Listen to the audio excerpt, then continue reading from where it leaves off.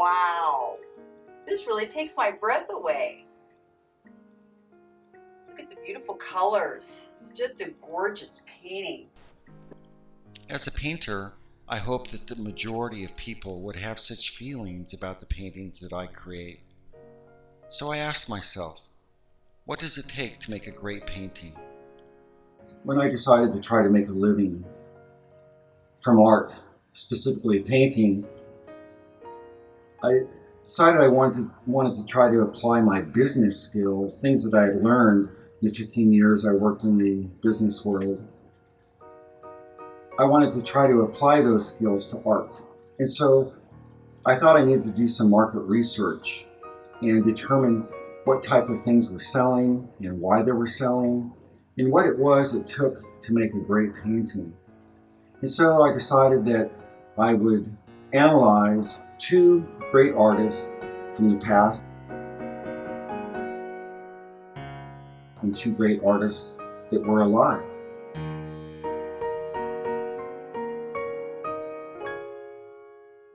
I thought I needed to find artists that were selling their works or had sold their works, not just subjective art.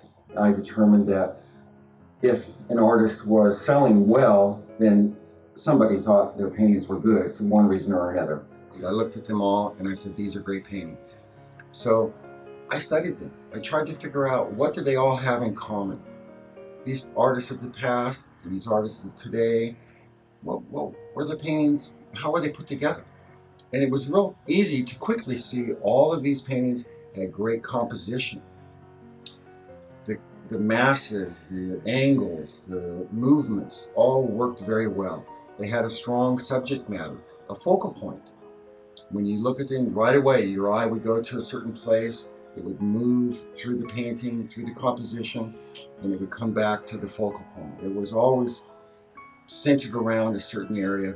The composition was strong. All the paintings had wonderful color. They had great color harmony. It wasn't that they were all bright colors or strong colors. If they were subtle or darker, they all harmonized. The artist understood what it took to make great color. They sometimes were quite dull with just a little splash of a bright color in a certain area, or there might be quite a bit of bright colors. They held together well. They all had wonderful color. It made you feel things. It could be intense feelings, or it could be feelings of subtlety, serenity, all those things in the color. They all had wonderful content. Not just that they have subject matter, but the subject they were painting, it was beautiful. If they decided they want to paint a rock or a tree, a lake, they said something about it. They made you feel. It wasn't just a rock sitting there and, oh, look, I can paint a rock. They made the rock powerful, majestic, like El Capitan, like Bierstadt did with that. If it was trees, it wasn't just boring trees. They had a nice arrangement of trees. The trees made you feel something. Obviously, when they painted people, they didn't have them just standing there like a lot of figurative artists do. Oh, look, I'm going to model, I'm going to stand still. No, they made the person in some sort of rapturous mood, like Bouguereau would do with Abduction of Psyche. The painting, the figures would be moving through the air or running through the field, or if it was a little shepherdess girl standing there, she had some sort of emotion. You could tell right away. The content was powerful, and they said something with it. They also were constructed well, what I call great craftsmanship. All these artists, they built their paintings to last. They understood if you're going to paint on a surface to support the paints, it needs to be something quality, not something that 10 or 20 years from now is going to fall apart. Like artists today, they go to the art store, they buy some canvas, it's junk, it starts to fall apart in 20 or 30 years. Flimsy cotton. They understood the paintings needed to be put together well.